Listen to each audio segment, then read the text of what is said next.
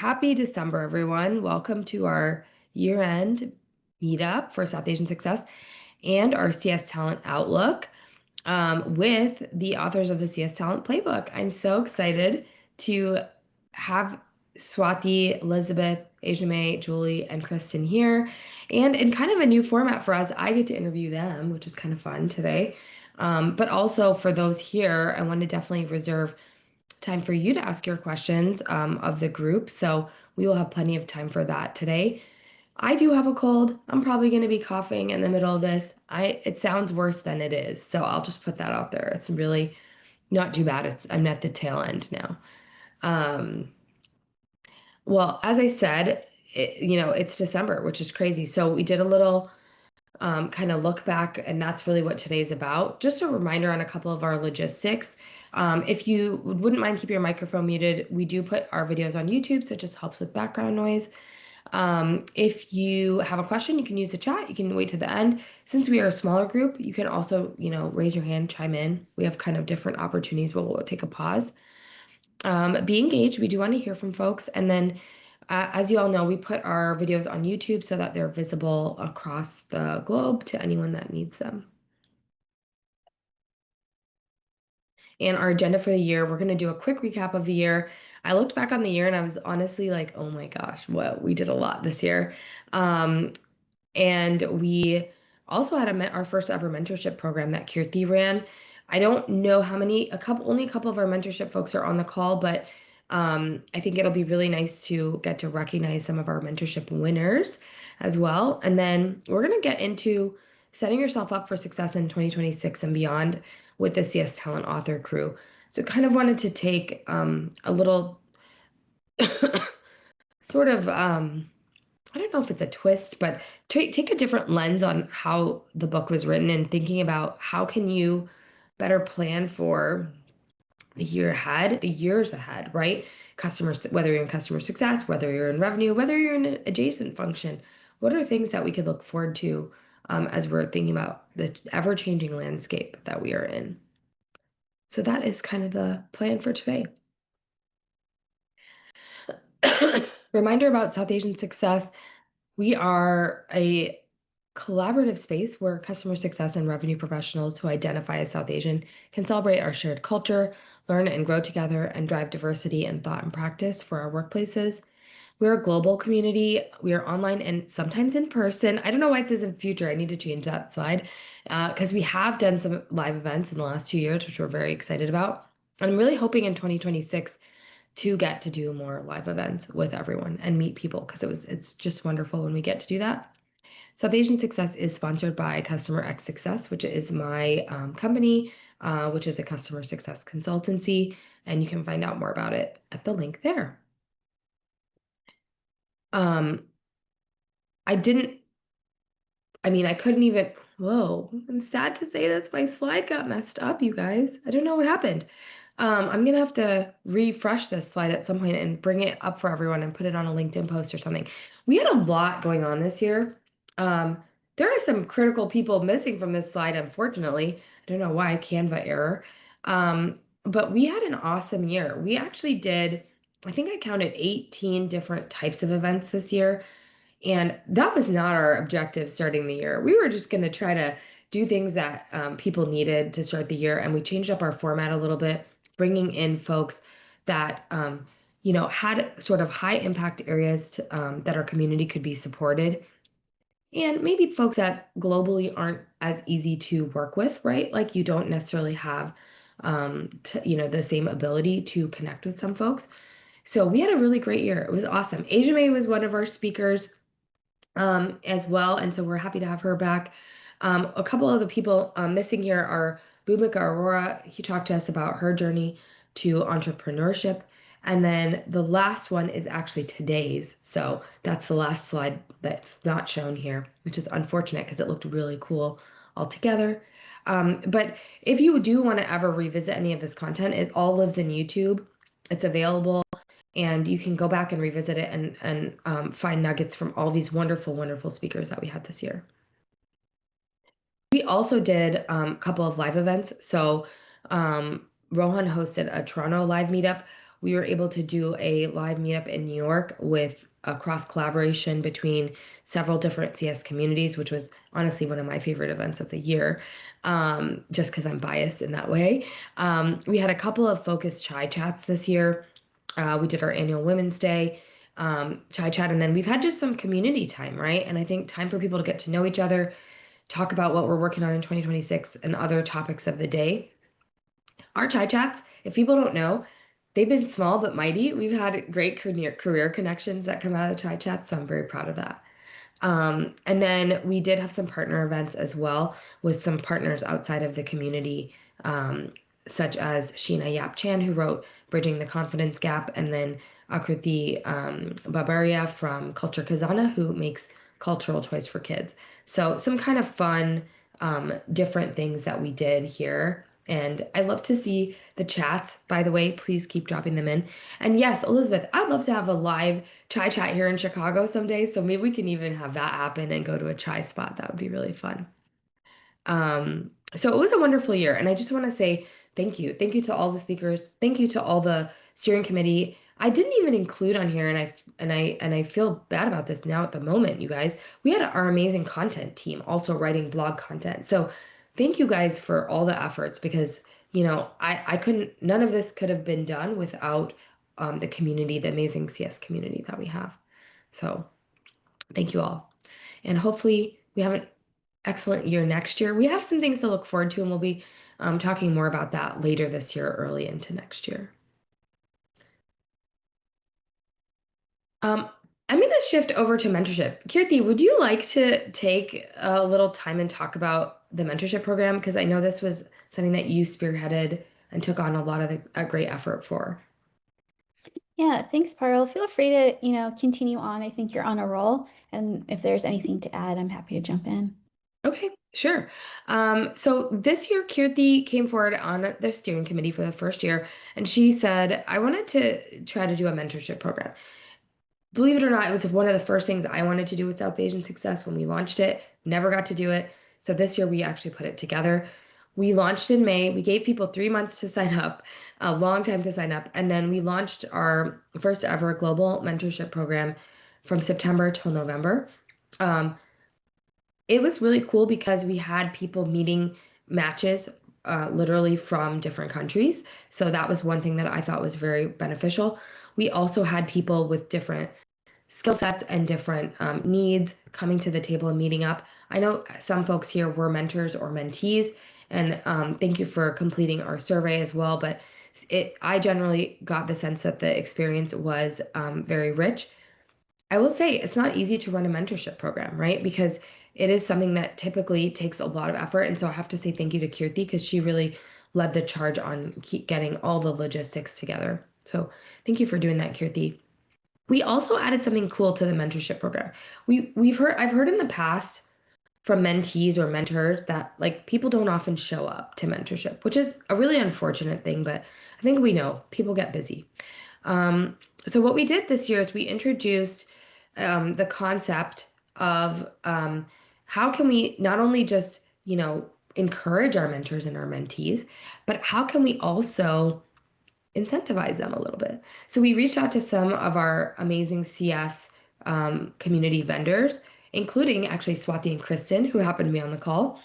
And we asked them, would you be willing to provide a prize for our mentorship program so that we could actually incentivize our folks that are doing the work, that are meeting every month, and that are actually showing up. So thank you guys for being part of that. And we had 3 excellent amazing prizes. So we had a coaching for a mentor-mentee pair with Bhumika Arora from Rough Day. We had the Success League, access to a course. Kristen has kind of kept it a little open-ended, and you could reach out to her more about this, but she has multiple different course options that she offered us. The value is very high on these, so thank you, Kristen, for that. I wanted to call that out. So one person will be winning access to her course. And then the Milo Associates team, Swati has generously given resume review sessions for a pair of mentor-mentee matches as well. So I'm really excited to share the folks that made it through to the end and that were able to be our winners. So Julie and Preeth, you are winning coaching from Rough Day, and I'll be emailing you all to let everyone know who's actually won as well. And then Tanya Nair, you have won access to the Success League course. I'm excited because I got to work with Tanya actually. So, and then for Boomy and Knuckle got to win the resume review session. And Swati wrote also in the chat here that for Mila Associates, it's a 30-minute coaching call per person. You can talk about anything you want. It doesn't have to be resume review. It can be talking about resumes, LinkedIn, work, market, other things like that too. So I feel very, very, again, grateful that we had a successful first mentorship program, that we even had incentives to give, and that we are able to do something really special for our community. So hopefully this will also encourage future folks that want to join us in this journey. We'll be sending out emails, how to connect with these folks and everything like that coming up. Okay, and we're going to now move on to something that I'm really excited to talk about. So we're going to talk about talent in 2026 with our CS Talent Authors team. If you stay till the end, we are also going to be giving away a copy. I lasted until now. We're giving away a free signed copy, signed by all 6 authors of this book. I will be notifying one lucky winner from our Zoom group of of attendees. So stay to the end to receive that. Just give me 1 second. It's not ideal to host a webinar when you have a cold. All right, so we're going to jump right in, and we are going to talk a little bit about our guests. And what I'm going to do is I'm going to ask each of our guests here, Swati, Elizabeth, Ajame, Julie, and Kristen, to please go around and introduce yourselves and talk a little bit about your section. This doesn't have to be very long. We're going to dive into some questions here. So, just give us a quick overview of your section for those that might not know about it. Swati, would you like to start? Oh, yes. Sorry, I wasn't sure if we were just going in. Yeah, we just go in the order that we go in. Okay, sounds good. Okay, hi everyone. I'm Swati. Nice to meet you all. If we haven't met already, I'm the CEO of Mila Associates. We focus on revenue recruitment with a big focus in customer success and post-sales roles, all levels in North America. I've been doing this for about 9 years now. My section is about recruitment and job search. So, I'll talk more about the book, but every section is from both perspectives, the hiring manager's perspective and the candidate perspective. So it's really just about how to approach your job search, how to negotiate well, how to make sure you're putting your best foot forward, how to prep, and how to just get the most success in the most efficient way.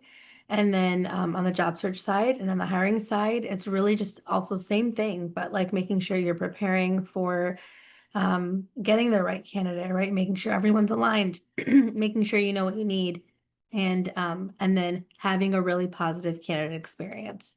So really on the hiring side, about having a really positive candidate experience and how to deliver that. And then on the job search side, how to advocate for yourself and set yourself up for success. So that's what my section's about. Awesome. I'm not planned to be interviewed, but I'm just going to say my section is section 2, and it focuses on titles and salary, but it really focuses on, I'd say, the history of customer success, why it is important to consider titles and salary as we are one of the newer functions in tech. We have kind of just been evolving. And so I sort of dive into a little bit of, some of the background and then some strategies to help either create titles and salaries for your team, or when you are job hunting, assess which titles and salaries are actually appropriate for the work that you're doing. So that's a little bit about my section. Hi, Elizabeth Bloss here. I am Chief Customer Officer for a company called Carbon. It's with a K. My sections are all about career development, career progression. So if you look at the chapters in the book, they walk through all the way from entry level CSM all the way up to Chief Customer Officer. the skills you need to get the job, what you can expect to learn while you're in the role, and then growth areas to get you to the next role. So it's great if you are looking to plan out your own career. It's also helpful if you are a leader, kind of building out teams as well. So it's the whole guide for you right there in the book. All right, I'll go next. Hi, everyone. My name's Asia May Aramaselli. So glad to be back with the South Asian Success team. As Paro mentioned, we did a webinar earlier this year, and so great to see everything that you all have accomplished this year. Really proud of everything you guys have done. So yeah, by day, I run customer growth for a company called Quick. We help connect our customers with their customers on digital messaging and using AI so that we can create better customer experiences. I guess that's been the arc of my career, is really thinking about how customer experience can drive growth for companies. Spent many years being a management consultant and then ran customer experience for the New York Times. I also founded a community called Success in Black to elevate topics around diversity, equity, inclusion, and belonging in customer success. And finally, my section in the book is around fit. So, how do we think about, from a candidate perspective, but also an employer perspective, how do we break down the different components of fit to make sure that we are hiring for the best talent, but also that we're positioning ourselves to be, adding value to roles and to organizations. So really excited to dig into that topic in the discussion later. All right, I am Julie Fox. I am a customer success leader that has experience building and growing CS teams, as well as kind of a passion around, and I guess maybe even an obsession around scaling and digital CS. And throughout my career, I've taken a lot of unexpected turns in my career, different career changes, layoffs, major transitions and transformations. And the one thing that's really kind of helped me through all of that as I've kind of grown in my career has really been the CS community and people. And that's what my section's all about. It's all about networking, community, and branding, and kind of that real practical version of what opens doors, what helps build confidence, but also what helps people navigate through these different career transitions, whether that is changing careers or just kind of growing in your career.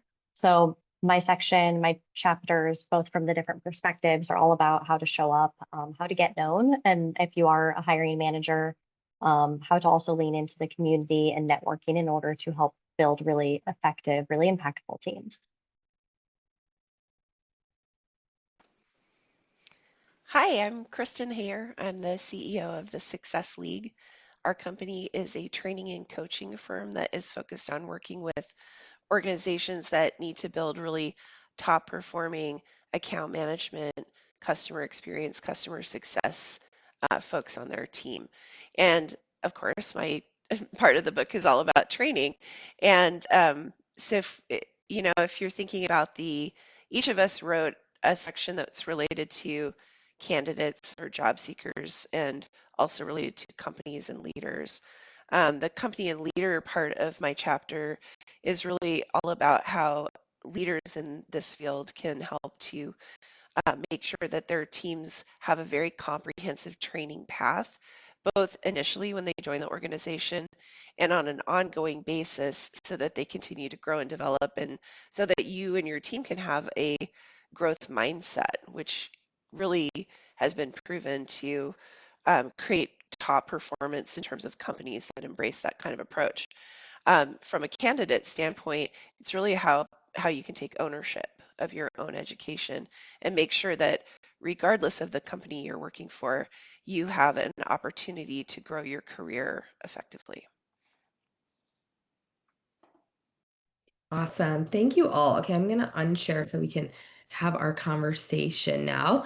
And so our topic is looking ahead at the state of talent in 2026 and beyond. I mean, let's just focus on 2026 because beyond is even more kind of a bigger question. So I want to start, actually, I'm going to start with with a question for Swati. Swati, obviously the biggest topic of the day is AI, right? So how do you see AI and automation reshaping what success and what talent looks like in 2026? Thank you for the question, Barl. It's changing the day to day, right? So we talk about this a lot. So from a CSM perspective, a lot of people have been coming up to me. It's like, what about the entry level folks? Like, what are they going to do? Like with AI, like all these entry level jobs are going away.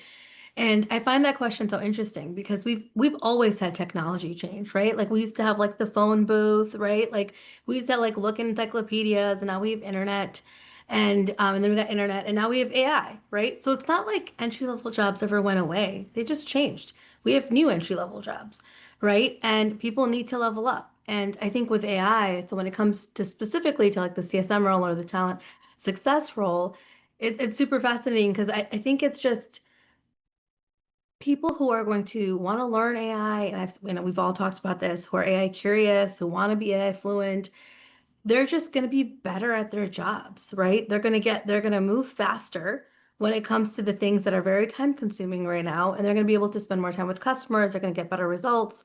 Like, I think it's just going to really change the day to day, right? I don't think I do think there might be like an AI CSM focus, which is going to completely maybe change maybe the digital and scaled role, right? Like with adding AI and automation there.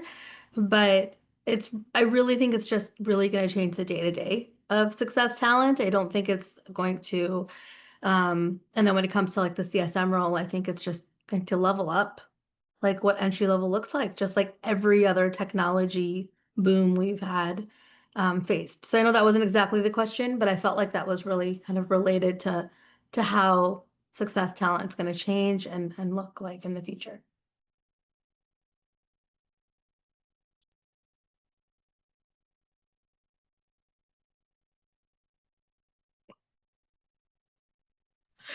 Sorry, my mute did not want to unmute just now. Well, okay, so yeah, I think that makes a lot of sense. And obviously we all are hearing the more that people embrace, the better they're going to get at their job, or they're going to be more competitive, right? So let me ask you, Elizabeth, what new skills are you going to need to have as a CSM? Or like, how does the skill building progress plan change for 2026? What are you adding to your team's, skills needed? I would love to know. Yeah, and I will answer that, but I will also say, because I always have to reinforce that it's always been important, and also it's never been more important to own your own path.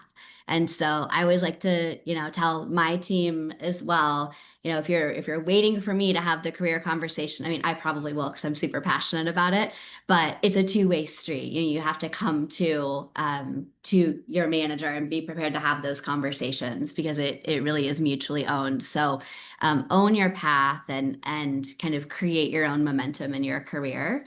And so I think with skills, you have to really know your strengths, your gaps, and then also your company priorities. And so I think value can kind of shift internally or with your customers. I mean, you name it, right? The environment is shifting really quickly. And so to know your strengths, your gaps, and your company's priorities allows you to voluntarily take on initiatives that matter. And I always hesitate to say that because everyone's busy, right? Especially the life and CS, no matter what level you're at, like it's extra, especially this time of year, kind of chaotic. It's just busy.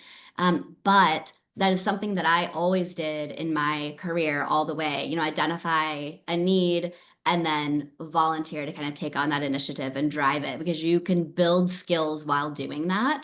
And so I think that's a really important perspective, or just awareness around making the time for that, because it does create that visibility, as I said, credibility, and that's a body of work that travels with you, right? I mean, especially in this day and age.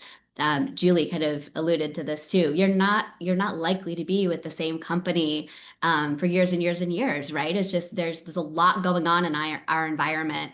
And if you're volunteering for initiatives to build your skills, that does go with you. Even if your company changes, that's something that you can reflect on and take wherever you go next and continue building on. So maybe I'll leave it there, Parl.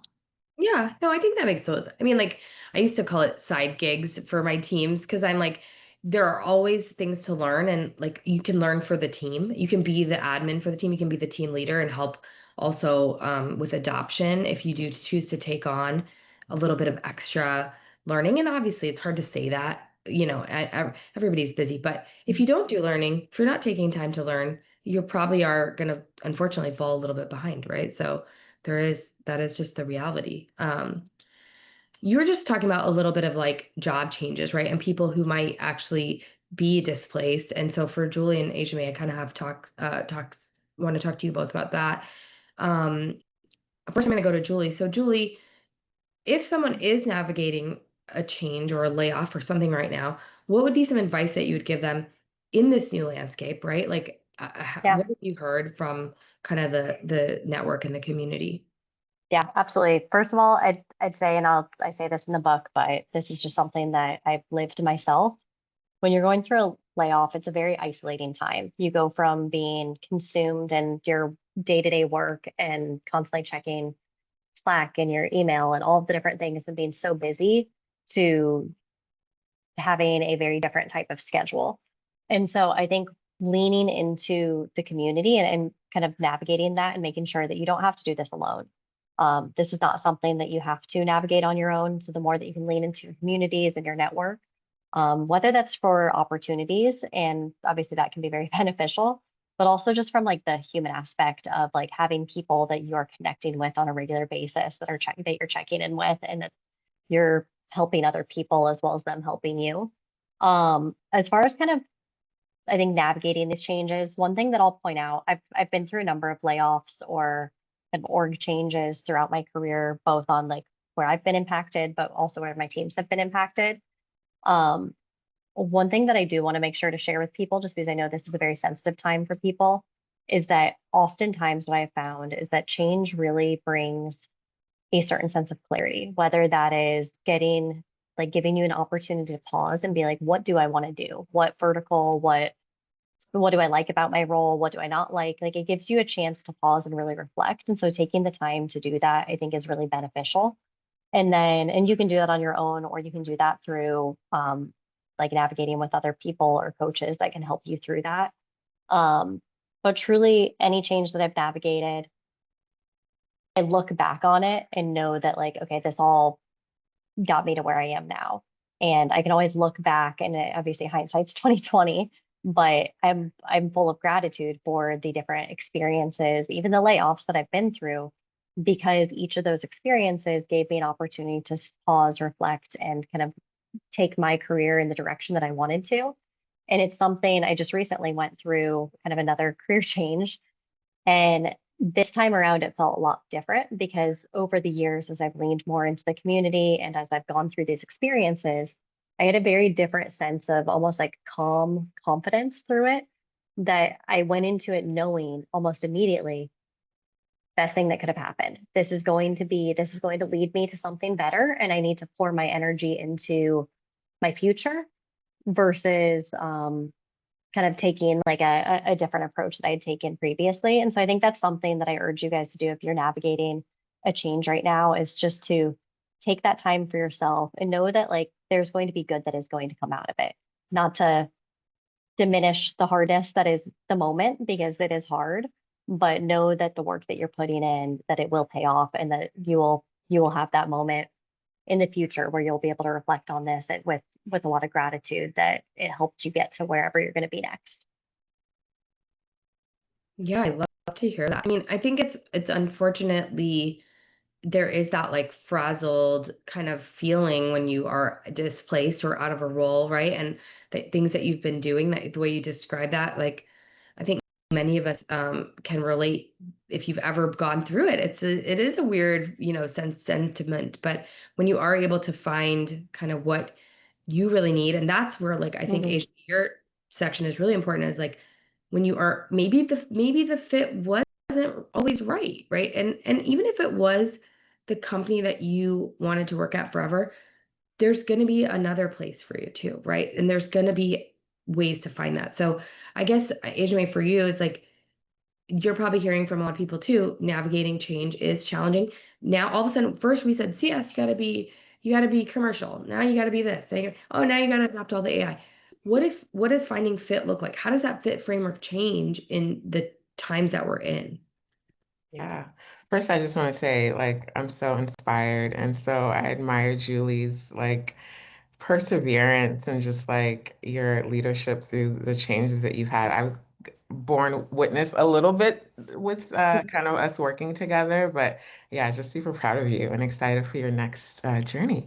Yeah, and to answer your question, Parul, yeah, it's a really challenging time. I think the themes that, we all are hitting on is that, change is the only constant, like we've heard of that, but now more than ever, the pace at which technology is changing, the world is changing, it's even more relevant. And I think fit is the thing that is not static, right? So I didn't actually put this in my chapter or in my section, but I think that that's the thing that's the most interesting about when we think about fit is that it's dynamic. It changes and it moves by the organization, the role, external and internal factors.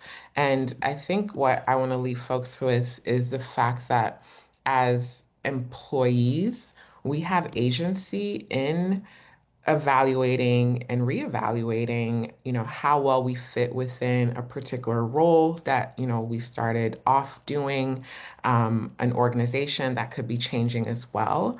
I'm especially thinking about it now because it is our own review season, and I have 6 reviews I need to do. I'm doing my review with my boss.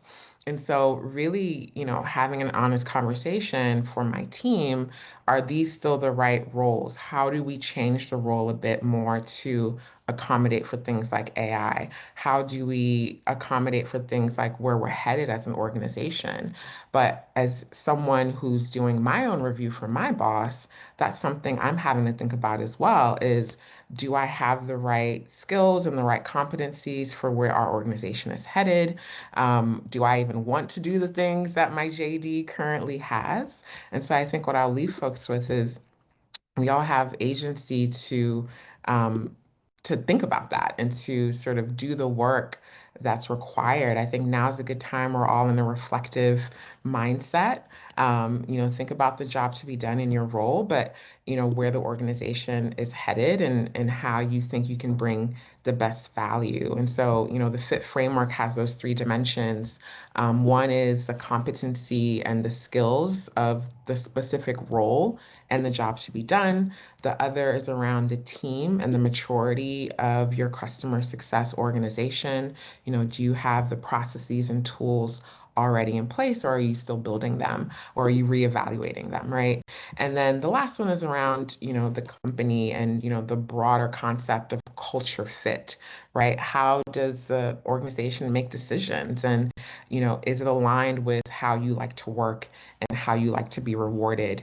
So, those 3 dimensions I think can be applicable to if you're a candidate looking for a new role, but also if you are in an existing role and it's time to do performance reviews and evaluations and to see where you can continue to add value to your organization or maybe rethink what that value is going to look like for the next year. So, I think what I'll leave people with is that, this is not static.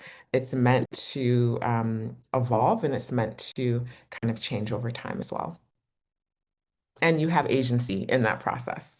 That's something I'm reminding myself too. I'm actually share a little bit. I'm debating whether or not to take on the customer success organization again. So when I moved back to the States from London, I could take my old job, which was customer success and account management, or just take account management. And, account management was a challenge to really be tackled because it's more directly revenue facing, right? So my team owns renewals and expansions. So I was like, I'll leave customer success alone for a little bit. But now I'm like, maybe I want the CSM org again. So that's something, even as, I think about where I fit in the organization, where I can really add value, something that I'm reevaluating for myself. So just a real life life example.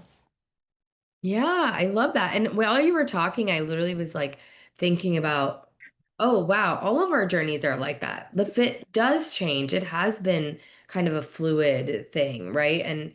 Yeah. And even personal stuff will come in and make fit look different, right? So it's like, it's so interesting. I didn't even think of that when I asked you the question. So thank you for that answer. Good question. It was a good one. Okay, so Kristen, I'm gonna ask you a question, but I'm going to kind of phrase a little bit differently than kind of we had thought about initially. First, we were saying, like, how can CS leaders better train their teams? But I think I also want to take stock of our audience too and say, like, hey, how can CSMs better train themselves? Like, if they don't have a leader that can do it, what are some training options to help us, like, get over the hump? And what are some things that people could do to get even prepared in a month for 2026? Yeah, I mean, I think this is planning time, right? So, this is also, though, a time where often we have, in some cases, a week between Christmas and New Year where we've got some downtime, maybe. Um, it's a great time to be. So, I'll talk both in terms of leaders, but also in terms of a CS professional. I think one of the things that is so critical this year is pointing back to what Swathi talked about at the beginning, which is AI. Um, and there are people on most teams who sort of are moving toward AI and are really excited about it. And there are other people on teams that are moving away from it and are a little scared of it. And I think if you're the leader, you cannot let your team avoid it. You need to push them. You need to, if you have people who are resistors, you really need to be having conversations with them about AI and what it means for them and how that's going to be critical for their career path going forward. If you are a CS professional, you need to move toward AI. You need to get in there, play with it. There are lots of free AI tools out there right now, so there's no excuse like it costs money. It's just getting in there and trying things and experimenting a little bit. And I think that's one of the best ways you can learn. But if you're a leader, you can also start to even in the next month, give your team a few exercises related to AI, have them look something up, have them plan something, and have them build something. And if you can do those three things, you're a lot further along on your AI journey. Um, I think it's also really important as leaders to reinforce what we consider established skills on our team. I think that I'm seeing a lot of CSMs who sort of get a few years in and don't think they have anything more to learn. And the reality, if you're a leader, is that everyone always has more to learn. And so I think it's a good time in the environment that we're in currently, economically and socially, to revisit some of those skills that you might have assumed are established, because a lot of times those decay over time. Things like great communication skills or selling skills, kind of the basics of our function. I would revisit those because we cannot afford to have slip ups right now on our teams. If you're a CS professional, take a learning mindset toward your entire job and really be honest with yourself about, um, where are you strong and where are you weak, and work on shoring up those areas of weakness, even if they're sort of basics. Look to your manager, look to your team to see how you can become better in those areas. And then I think it's really important from a learning standpoint for leaders to emphasize practice, um, role playing, presentations. These can feel really awkward for learners, but they're so important for really truly internalizing skills. So if you're training your team on how to do certain things, give them practice exercises, have them role play with each other, practice conversations, do live coaching. Those things take time, but they absolutely reinforce the learning and they're critical. If you're a CS professional and you're needing to, you know, improve in a certain area, figure out ways that you can practice those things. Get with a peer, get with a coworker, get with your manager, and practice some of the things that you want to learn more about. And that will really help you feel stronger and more confident as you're going into 2026. I love it. There's like a lot to unpack there. I'm going to go back to one of the first things you said. Well, because you said something which was interesting. And it was like, you know, you start using AI, right? Which we all obviously know that is important, and start learning it and and actually just practicing. I was thinking about this. What if your company doesn't have access to something? Like, what if you don't have tools? I'm curious if you think it is, well, I mean, obviously with permission, wise to try test stuff out in the market. Like, what, I don't know. I just thought about that as you were saying that. And I was like, what if you don't have access to a lot of things? What are some options potentially? Well, I think if you don't have access to AI at work, you need to make it a priority to give yourself access to it outside of work because you need to learn about it one way or another. I'd say most organizations at this point, I think, have some sort of initiative around AI. They may not have given access to it to every single frontline employee in the company at this point, and that's because I think there's a little bit of lack of confidence in just rolling things out very broadly right now. But I think if you take the initiative to ask to be a part of that effort for your organization, that will also be an opportunity to learn a lot.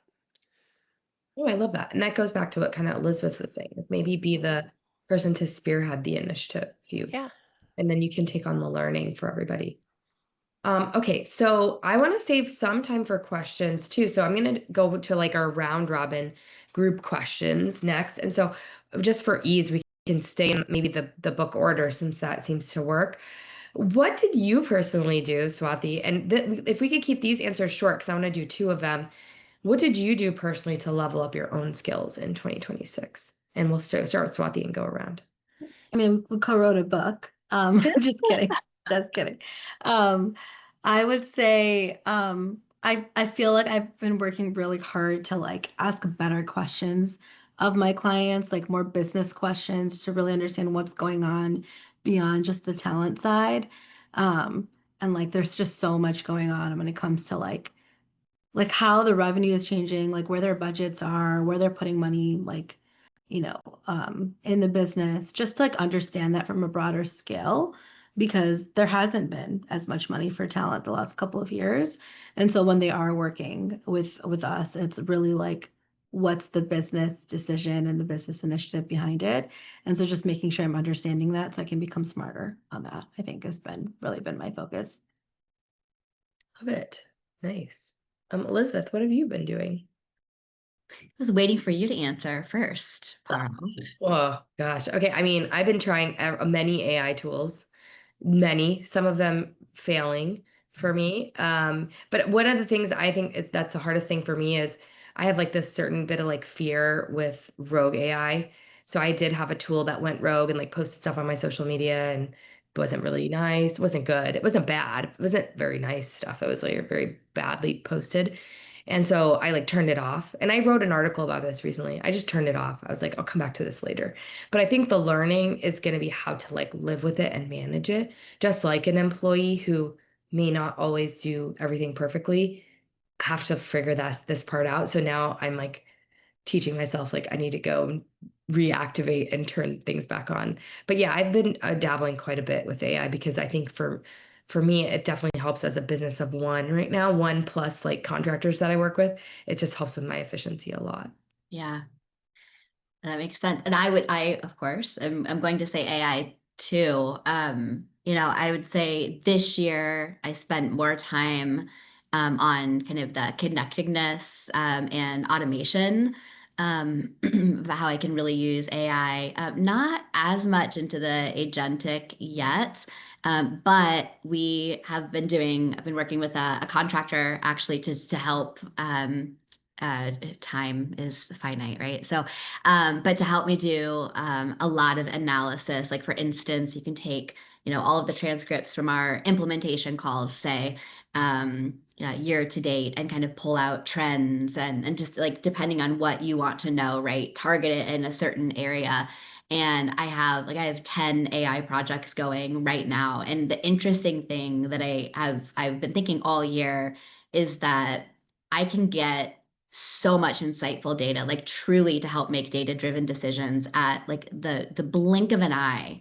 or at least same day, right? Get the analysis back. And it's almost like I have such good information coming my way now that my human brain, that I have to, like, I need time then to figure out, what do I want to do next? How do I want to leverage this information? And so the pace of just the most amazing, you taking unstructured data and getting the most amazing insights like that. My mind is blown by what we have at our fingertips. But I do think that's I'm trying to, upskill and really determine how to leverage that information quickly and in the best way possible, which I think it's a whole new way of working. So it's been fun. That's so cool. Love to hear that. Yeah, definitely. How do we adapt to the speed of AI, right? Like that's kind of the next question. I don't like anything being faster than me. And you're pretty fast too. Oh, thank you. Asia May, how about you? Yeah, so the AI thing for sure. I guess it's a little meta for me. I sell AI as well. So I work for an AI company and we are not the most adopted. We actually have an internal debate right now on, we're very security focused considering we have to process and we store a lot of our customers' data. And so, there's a lot of sensitivity around a use case you just described, Elizabeth, right? Like porting customer conversations into AI. Like we do have enterprise versions of all of the LLMs, and there's still even a concern about that, right? So, how do we, loosen the reins a little bit so that, we can start to really test and learn more? Um, but I'm vibe coding, actually, vibe coding the Fit framework tool. I'm like 80% done. I just need to actually get people to start testing it. But we really want to start to deploy things to production, right? So I think, and we talk to our customers about this all the time, they want to stay in pilot mode. They're scared. And now I'm at the point where like I'm still in pilot mode and I need to just push myself to get it out there because you're really going to learn so much more when the thing is doing the thing it's intended to do, right? So I need to get my vibe coded experience out so folks can test it. But the other thing that's actually more foundational to me, and again, we coach our customers on this, is that AI is just a tool, but AI is only as good as the foundation, whether it's the data, but even beyond data, the context of what it needs to do. So I know I'm talking too long, but I'm doing a lot of documentation in terms of business logic and context so that our AI can get better and smarter, right? And our AI being the internal things that we're going to eventually test. So, putting a lot of things into like frameworks and codification so that, AI can consume it. Yeah, I'm doing that right now for my client. It's like so important because otherwise it'll pick up something that you don't want. You got to give it the rules. That's right. Thank you, Julie, for joining. Okay, and Julie, you're next. I'll go a different direction just since we've spoken a lot about AI and obviously that's huge, but 2025 was a very big growth year for me. I made a very like intentional decision to invest in myself, not just as a CS leader, but truly as more of like a business leader. I took multiple courses, actually including Kristen's program with Success League on like leading as a director. I took Pavilion's Chief Customer Officer School program. I actually right now, while I have a little bit of extra time on my hands, I'm doing through Pavilion and Winning by Design, I'm doing the Revenue Architecture program. It's something that I've known about and have followed for a little while, but I was like, I've got time, why not do it? But yeah, just taking the time to invest in myself. I think as leaders, it's easy to do that for our teams, but we still have to evolve and grow. And I think that's something that is also really strong for our teams to see that we're setting aside and taking the time to invest in ourselves.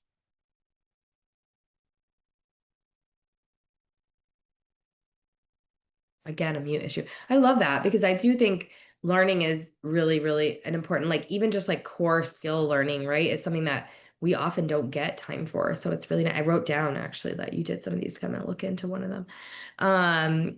Kristen, what about you? What have you been learning? I mean, AI for sure, but again, I don't want to repeat what everybody else has already said. We are looking at how we can incorporate that into our training offerings right now in a way that provides frameworks without getting too prescriptive, because I think every company is a little different. But the biggest learning for me this year was the book. I have never written a book or published a book before. I don't think any of us in our group had. And it was really exciting and really encouraging. And I am ready to write another book, I think. Um, Not maybe early 2026, but at some point in 2026. And I learned so much from that experience, and it was hard and it was wonderful and in equal measure, I think. Um, and it was this is a great group of people to have done that with.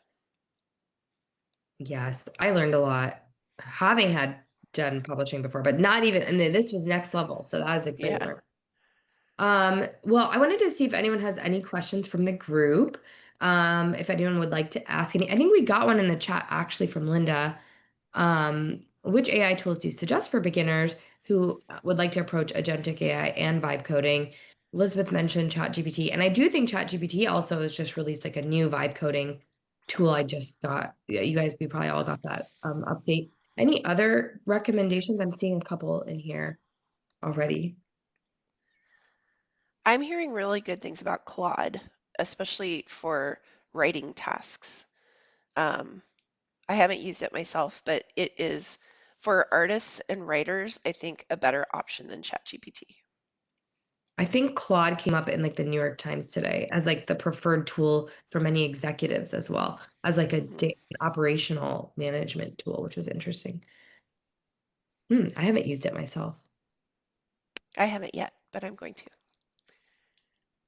I need to learn. Deepak did some vibe coding. He's on this chat. He like vibe coded a website for us, which I was like, this is amazing. I did not know that I officially even know what vibe coding is. So I think that's going to be a learning area for me.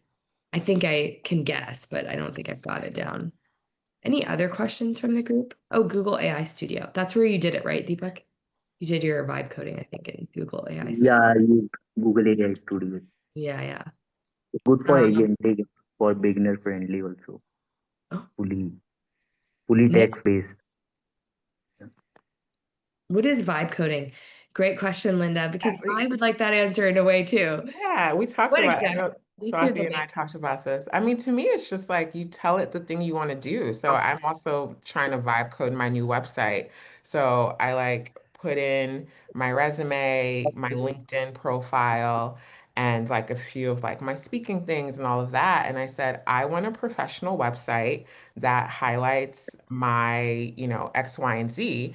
And it started, and I also gave it an example or two of other people's like personal websites that I liked. And I said, I like this about this website. It's, just on one page. It's React, it's responsive on mobile. And it within 3 minutes built me a pretty bare bones personal website. So you just say the thing, or if I want to say, I want to build a meditation app. Here are some examples. Here's what I want it to do. Here's the features and functionality. You just tell it what you want it to do and it codes it. So that's how I describe it. It's just like written language that then translates into code. Yeah, so I love that because Asia May was talking about this. And I'm like, oh my God, what is that? And then she described it. I was like, oh, I'm doing that. I'm like playing around with that. And so my biggest question is like, how do you keep up with the lingo? Like when did vibe coding like be named vibe coding and when did people start using it? Because I literally have no idea. Like where are people coming up with this language and then saying it and then like it just feels like everyone knows this now. I used it the other day, Asia May, after you did. And everyone's like, yeah. And I'm like, how did you know it was called vibe coding? Like I don't know. I I mean, think I, that's I my work biggest for issue. I work for an AI company. But I mean a lot of the stuff is getting talked about like in the news in the New York Times, even LinkedIn, like the little LinkedIn news panel on the LinkedIn homepage, like has a lot of good stuff I like to reference. So yeah, it is hard to keep up with all the new lingo though. I can't. I don't know. That's too hard. Elizabeth has Rex for AI newsletters if anyone wants them. But no, I think that that's so interesting because I feel like yes, the lingo. I thought of vibe coding as like an app only. That's what I was thinking. So I've been also vibe coding for a long time. Who knew? Not doing an app though. I thought you had to build like a product to be vibe coding. Um, well, this was amazing, and hopefully everyone got some interesting nuggets and tidbits to really empower your 2026 and beyond. Thank you to my author crew for joining and allowing me to, kind of probe you a little bit and hear your thoughts, because it was really nice to kind of get that lens today. And for everyone else that is listening, obviously, we are really excited to have the authors here. We will be doing a little giveaway, but if you do, we'll also link the book in the YouTube notes so that you can find it there.